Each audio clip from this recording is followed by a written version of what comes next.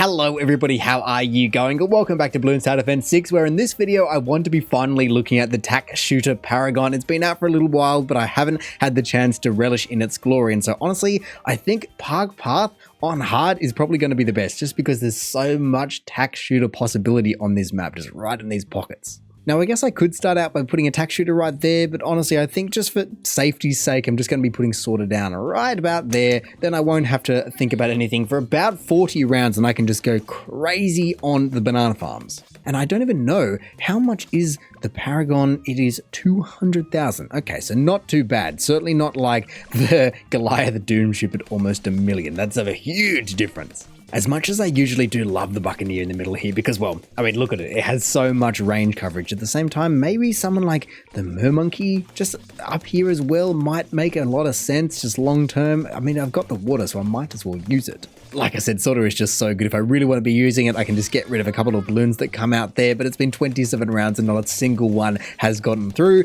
Do I want to be helping her out? Maybe, just so I don't even have to worry about it. I've been too busy doing the banana farms though, so I don't know. Do I just get a druid? Do I just get a Buccaneer in the middle? I think so. Maybe just even favoring this side, sure. With round 40 only a round away, I'm just going to be grabbing monkey pirates as much as I would have loved to be just dumping it into the marketplace, or I guess a banana plantation if I wanted that route. Just a monkey pirates to rip it out of the sky immediately will make a lot more sense. And then otherwise, look, I've already got, in a moment, there we go, the money just to be, no, that's not the one I wanted, but okay, I guess it will be what it'll be, and I will take everyone down. Well then, that is 6 banana farms down, and I could certainly afford to be keeping on going, but I think I just want to be starting to get the Tack shooters some pops, and so if I just put a couple at some nice intervals around, I'll go top path. I guess I could just go, because I've got 3, top path, middle path, bottom path. Oh, that is the perfect one up the top there. Look at those ceramics. I mean, one little pile got through, but look at that. It's just shredding it. My goodness. See, it's a weird one with the Tack shooter, because I feel like so many people don't use it because there can be so many towers that are better. But if it's placed in the right spot, man, can it be good. See, that is ridiculous. There is no reason that fire should be magic. I can understand a wizard or even the druid or something using lightning or arcane blast, but fire isn't magic. Fire is fire, you know?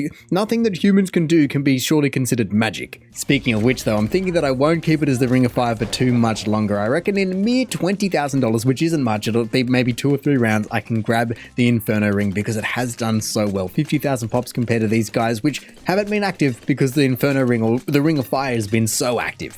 Actually, I think that I can afford everything right. Oh, in 1,000. There we go. Just like that. Boom. I can afford all 3. And now I just have to be saving up for the Crucible of Steel and Flame. And I guess I have to make the very difficult decision about where I truly want it to be, as obviously the Inferno Ring is in a pretty prime spot, but is this one actually better? I guess it matters about will it have huge range or not, and that's all things we need to consider, but I don't know. Looking ahead though, as much as the Inferno Ring is pretty darn powerful, I don't want to be caught out before I can make the money that I need to be making to be able to afford it. And so for that reason, who else do I want? I could be getting a wizard, I could be getting a druid, I could be getting a pirate lord, I could be getting a monkey ace, but I just don't want to be taking too many pop counts away from the Tack shooters because I want to be trying to max that out as much as possible.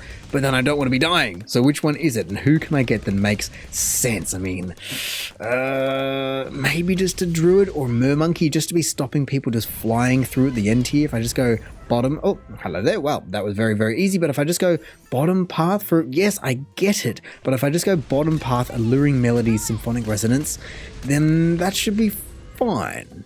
Honestly, I think the Inferno Ring would be practically as powerful as the Flying Fortress. It's just the Flying Fortress has total coverage, and so it's a little bit more expensive, but man, just the way that it's able to rip people apart, honestly, by itself is pretty impressive. Oh wow, honestly, I'm kind of almost there, considering I'm only, what, like 20,000 away. That's a couple of DDTs for round 90, but that'll be fine as well. But within, what, round 93, I would definitely be able to afford this, but I don't feel like I can afford it from the pop counts and everything else point of view yet. So do I just wait, or do I just make sure that I don't die? I feel like, I don't know, that's the hard thing with the Paragon, because you can't really upgrade it after the fact. You can't go, oh, well, I've got all this money now, I'll just dump it into that to make it even better. You have to have that hindsight. So do I just put down a bundle more Tack shooters just to be trying to get some more? No one goes anywhere at this moment. Round 93. Whoa, I don't know when I had heaps of people sneak through. What was that? Let me just send Sorter through to make sure that no one's going through right this moment. Maybe I do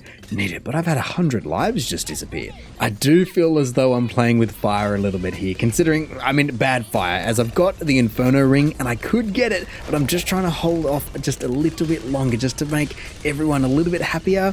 I mean, there's a lot of things on the screen and this is round 98, so if I can get past this, then I can get to round 100 practically. Whoa, I've never seen it take that many DDTs down. What the hell was that? Anyway, round 100 it will be, and this will be fine. I just have to make sure that I take it out, and I'll take it off auto start so then I can finally, with 100 extra grand, just actually make sure that I go through it. But with 1.35 million pops, do I put it up here or is there a better spot? I just feel like as good as it is on this front path, with all that extra radius, I could just use it maybe on this one instead.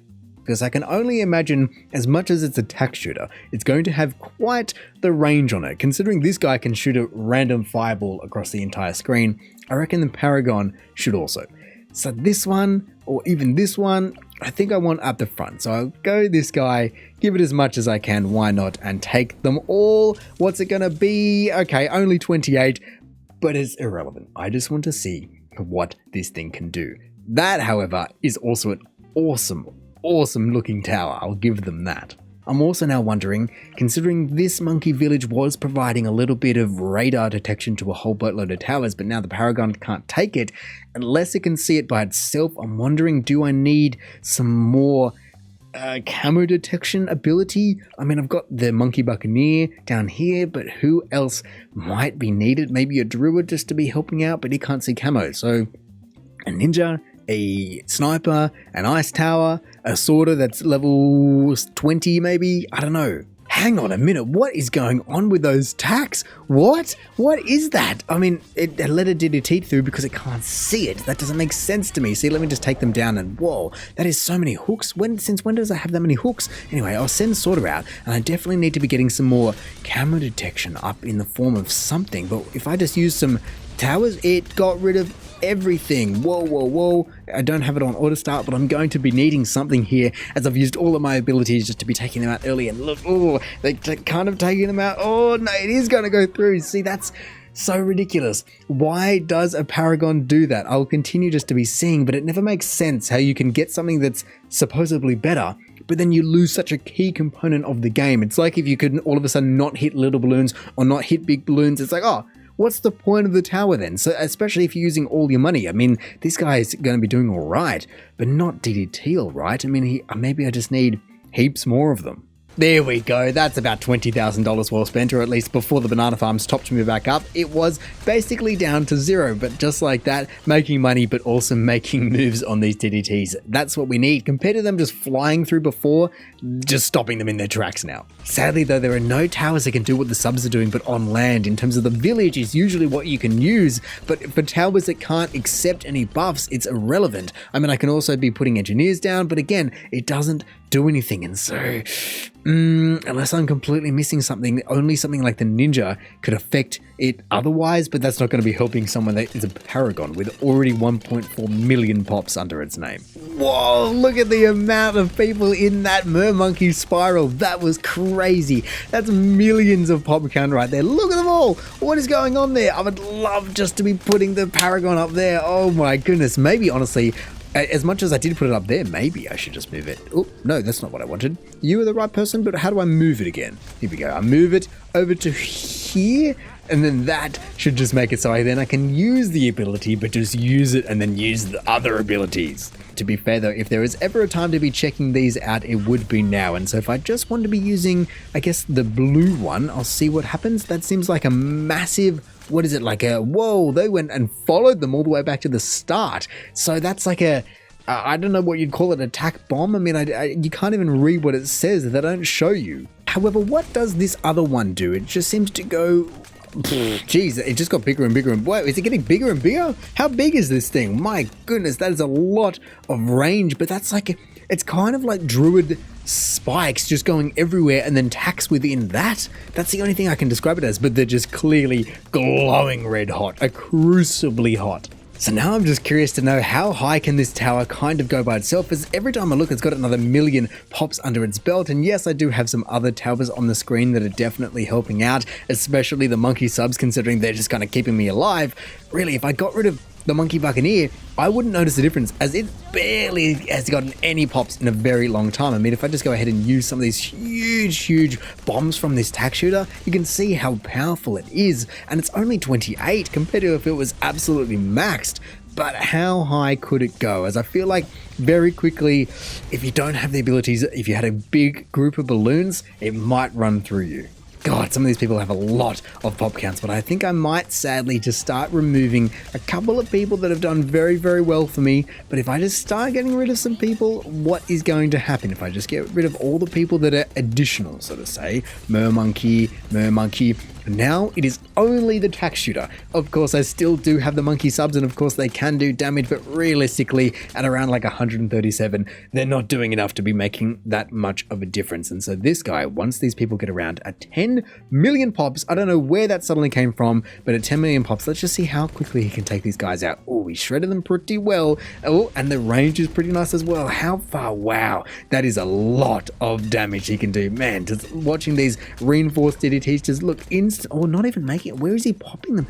Oh, so the spikes over here, just those little druid spikes, are enough to pop a whole reinforced DDT. I mean, I guess they're going through a little bit at the start, but still, considering it's only a tack shooter, and people generally don't think of the tack shooter as being very late game, considering it's now round 140, and this guy, let's just see what I can do to this guy. Honestly, the way that this guy is traveling through, I would be surprised if I can take him out. I mean, I'll use the big ability when they're both across over. There we go. Oh, that was a lot of damage. But yeah, if he's already there and he's not dead, he's not going to be going through, or he's not going to be dying between there. Yeah, he's gone. Fair enough. I mean, obviously the monkey star ended up having an extra million more than when I last checked it, at nearly 12 million. And yes, there was some help. This tower wasn't really necessary, but my goodness, to go from, like I said, just being a tack shooter, and yes, the Inferno Ring is pretty good, it's not that good though. And especially just the range with the druid spikes, the fact that around 135 plus you can still be taking out reinforced DDTs instantly, that's certainly just throwing everyone out of the frying pan and into the fire.